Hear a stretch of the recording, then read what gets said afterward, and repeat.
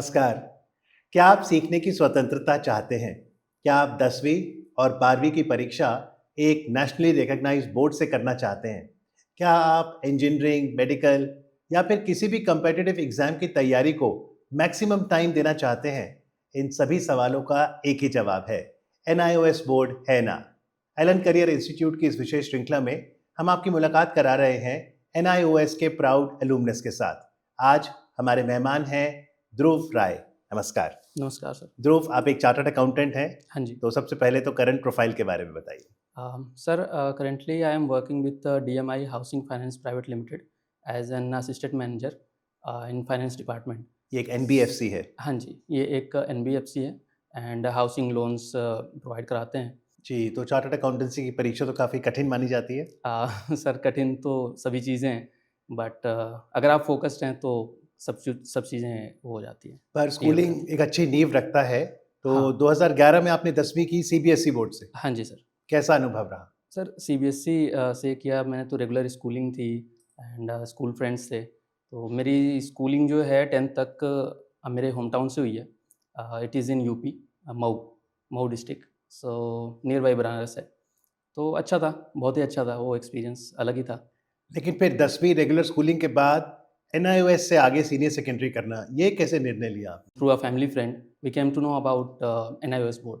सो हमने थोड़ी रिसर्च की, क्योंकि मार्केट में रूमर्स जैसे हमेशा होते हैं, अभी भी होंगे, कि एनआईओएस जो है वो रिकॉग्नाइज्ड नहीं है। बट इंडिया में 3 नेशनल बोर्ड्स हैं और सीबीएसई सबको पता है, एनआईओएस भी उनमें से एक बोर्ड है एंड एक और बोर्ड है जिसको लोग आईसीएसई बोर्ड बोलते हैं, बट वो सीआईएससी है, CISCE। So these 3 boards are national boards.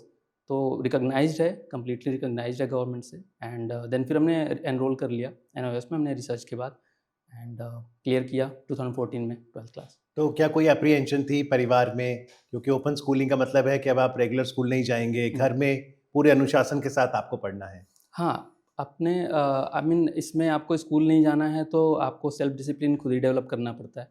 Routine, अगर आप रेगुलर स्कूल में जा रहे हैं तो रूटीन आपका फिक्स होता है कि मॉर्निंग में उठना है, स्कूल जाना है जी। एंड मम्मी की मार भी खानी है, ठीक है? बट यहाँ पे ये सब चीज़ें नहीं होती हैं, तो आपको खुद ही अपना रूटीन फिक्स करना होता है, खुद से ही आपको इनिशिएटिव लेना पड़ता है। पर आपको लगता है कि एनआईओएस यानी national institute of open schooling के बारे में और जागृति की ज़रूरत है? क्योंकि ये एक अच्छा विकल्प है जहाँ पे आपका समय भी बचता है, आपके पास कब परीक्षा देनी है, कब पढ़ना है, ये चयन विद्यार्थी खुद करता है। बिल्कुल, यहाँ पे मतलब इन चीज़ों की फ्लेक्सिबिलिटी आपको मिलती है कि आप अपने पेस पे पढ़ सकते हैं, आप जब चाहें तब पढ़ सकते हैं एंड इसके साथ आप कुछ और भी करना चाहें तो वो कर सकते हैं। अपार्ट फ्रॉम दैट, फ़ी एक बड़ा मेजर इशू है अभी करंट में, कि बहुत लोग हैं जो स्कूल की फ़ी अफोर्ड नहीं कर सकते हैं, बट एनआईओएस की फ़ी इतनी ज़्यादा नहीं है।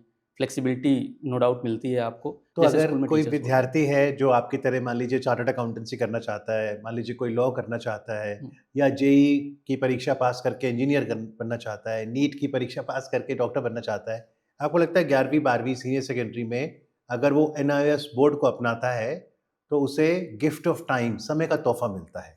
बिल्कुल, आप देख सकते हैं कि जो हमारे कॉम्पिटिटिव एग्ज़ाम्स होते हैं, जैसे जेईई या नीट हो गया, तो इसमें काफ़ी लॉन्ग ड्यूरेशन चाहिए होता है सिटिंग का। आपको प्रिपरेशन के लिए बहुत लंबा समय चाहिए होता है। तो अगर आप एनआईओएस से पढ़ रहे हैं तो वो चीज़ें आपको मतलब बेनिफिट देती हैं, अगर पढ़ फिर रहे हैं तो। एक बार जब डिग्री आ गई 12th की, तो फिर चाहे सीए कोर्स में दाखिला हो या फिर जैसे अब आपने कहा कि आप एनबीएफसी में कार्यरत हैं, वर्किंग है। तो हर जगह मान्यता है, कहीं कोई दिक्कत तो नहीं आती? बिल्कुल, आप सारे जो भी हमारे इंस्टीट्यूट्स हैं, मेजर इंस्टीट्यूट हैं, आईआईटी हो गया या फिर कोई भी इंस्टीट्यूट हो गया, आईसीएआई भी, तो वहाँ पे ऐसा कोई क्राइटेरिया नहीं है कि आप इस पर्टिकुलर बोर्ड से पढ़ के आओगे तो ही आपको मीन कंसीडर करेंगे, अदरवाइज़ नहीं करेंगे। वहाँ पे मार्क्स के कुछ क्राइटेरिया हो सकते हैं, जैसे आईसीएआई हमारा कहता है कि 50%, आप खुद ही सीए हैं तो आपको पता होगा कि 50% 12th में कंपल्सरी होते हैं। जी। देन आप वो बोर्ड कंसीडर नहीं करते कि कौन से बोर्ड से पढ़ के आए हैं आप। आप किसी भी बोर्ड से आओ, एनआईओएस से आओ, कोई इश्यू नहीं है। 50% से अबव आपके मार्क्स हैं तो आपका एनरोलमेंट हो जाता है, उसमें कोई कई इशू बार नहीं। एक धारणा ये भी रहती है ध्रुव कि एनआईओएस से हम पढ़ेंगे तो वहाँ ज़्यादा मार्क्स नहीं आते। ये सच है कि ज़्यादा परसेंटेज नहीं आती? ये कहना गलत होगा कि आप मतलब स्कोर अच्छा नहीं कर सकते, आप पढ़ेंगे तो स्कोर क्यों नहीं करेंगे? तो बिल्कुल जैसे करेंगे। सीबीएसई बोर्ड की जब डेट शीट आती है, अमूमन हम देखते हैं फरवरी, मार्च में 12वीं के इम्तिहान होते हैं। हुँ। तो जैसा आपने कहा अक्टूबर, नवंबर यानी एनआईओएस में साल में 2 बार परीक्षा होती है? हाँ जी, एनआईओएस 2 बार एग्ज़ाम्स कंडक्ट करवाता है और एडमिशन साइकिल भी उसका 2 बार होता है। जैसे अगर आप सितंबर टू मार्च आई गेस या सितंबर टू मार्च के बीच में अगर आप एडमिशन लेते हैं, तो आपका एग्ज़ाम जो फ़ॉल करेगा वो सितंबर-अक्टूबर में ओके, करेगा।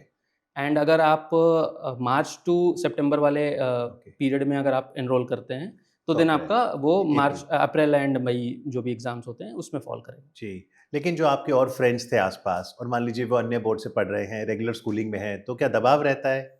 नहीं, एक्चुअली मेरे टाइम पे तो हम डिस्कनेक्टेड हो गए थे कंप्लीटली मेरे फ्रेंड से, क्योंकि मैं यूपी 10th यूपी से करके आया था अपने होम टाउन से, तो मेरे सारे फ्रेंड्स वहाँ के थे, स्कूल फ्रेंड्स। एंड उस टाइम पे हमारे पास फ़ोन तो होता नहीं था, आज तो सबके पास फ़ोन है। जी। तो डिस्कनेक्टेड थे, बट या श्योर वो लोग सीबीएसई बोर्ड से पढ़ रहे थे और मैं एनआईओ से, तो कहीं न कहीं वो हमारे माइंड में चलता है कि वो आगे निकल गए या फिर वो किसी बेटर बोर्ड से पढ़ रहे हैं। बट वही है कि ये रिकॉग्नाइज़्ड है तो ऐसा कोई इश्यू नहीं है। जी, और कई बार हम देखते हैं कि एनआईओएस का प्रचार ठीक से नहीं होता, कई बार कोई ऐड ठीक से नहीं इंटरप्रेट होती, जैसे सुनने में आता है जी 9वीं फेल 10वीं करे, 11वीं फेल 12वीं करे। अब ये कहना ठीक तो है नहीं, बिल्कुल, तो इसे कैसे हम दुरुस्त करें, सही प्रचार कैसे करें? सही प्रचार करने के लिए आपको अवेयरनेस प्रोग्राम जैसे कि एलन कर रहा है, एलन करियर इंस्टीट्यूट ये प्रोग्राम कर रहा है, एलुमनी को बुला रहा है, सबको और इनवाइट करके यहाँ पे अवेयरनेस फैला रहे हैं। तो ऐसे अवेयरनेस प्रोग्राम की ज़रूरत है सबसे पहले, और एनआईओएस को भी इस चीज़ को कैटर करना चाहिए कि आप मतलब कैसे चीज़ों को देखते हैं, कैसे समझाते हैं लोगों को, उसका बहुत इम्पैक्ट होता है। तो इन्फ्लुएंस करना थोड़ा ईज़ी हो जाएगा आपके लिए अगर वो इंस्टीट्यूट भी थोड़े स्टेप्स ले इसके लिए। हमें पता चला है कि आप कवि भी हैं और पोएट्री भी लिखते हैं, तो आज हाँ। व्यूअर्स के लिए क्या प्रस्तुत कर रहे हैं? जी सर, मैंने अपने सीए जर्नी में एक पोएट्री लिखी थी, खुद को मोटिवेट करने के लिए, एंड मैं चाहूँगा कि वो बाकी स्टूडेंट्स को भी मोटिवेट करे। सो वो कुछ ऐसा था कि अर्जुन जैसा ध्यान लगा दे, तभी लक्ष्य को पाएगा, कौन रोकेगा तुझको जब तू अर्जुन बन जाएगा। हार न मान तू असफलता से, एक दिन ऐसा आएगा, धैर्य, दृढ़ता और अभ्यास तेरा जब तुझको सफल बनाएगा। रख विश्वास अटल खुद पर, उद्देश्य सिद्ध कर पाएगा, मिटा दे सारी शंकाओं को, आगे तू बढ़ जाएगा। कुरुक्षेत्र संघर्ष है तेरा, तू किंचित घबराएगा, उठा धनुष और लक्ष्य साध, तू भी अर्जुन बन जाएगा, तू भी अर्जुन बन जाएगा। बहुत खूब।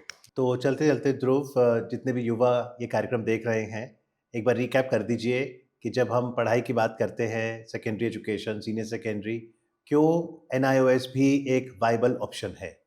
आपको अगर फ़ोकस डेवलप करना है, सेल्फ डिसिप्लिन डेवलप करना है, तो फिर एनआईओएस है ना। जी, बहुत खूब। संक्षिप्त शब्दों में आपने अपने जीवन की यात्रा रखी है और यहाँ आके मोटिवेट किया है कि जब करियर का चयन करें तो याद रखें एनआईओएस बोर्ड है ना। आज कार्यक्रम में आके चर्चा करने के लिए ध्रुव आपका बहुत-बहुत धन्यवाद। Thank thank you you very sir. Much. मैं एलन करियर इंस्टीट्यूट को थैंक यू कहना चाहूँगा कि उन्होंने मुझे ये मौका दिया यहाँ पे बात करने का और लोगों में अवेयरनेस फैलाने का। सो आई होप इससे स्टूडेंट्स को और उनके पेरेंट्स को अंडरस्टैंडिंग आएगी clear. So thank you. Thank you for sharing your journey और यदि आप एनआईओएस बोर्ड पर और जानकारी चाहते हैं तो आप एलन हेल्पलाइन से जुड़ सकते हैं। हमारा नंबर नोट करें 7691059105। आप एलन की वेबसाइट पे भी जा सकते हैं। वेबसाइट का पता है ellen.ac.in/NIOS। तो आज के अंक में बस इतना ही। याद रखिए अच्छे करियर के लिए एनआईओएस बोर्ड है ना। नमस्कार।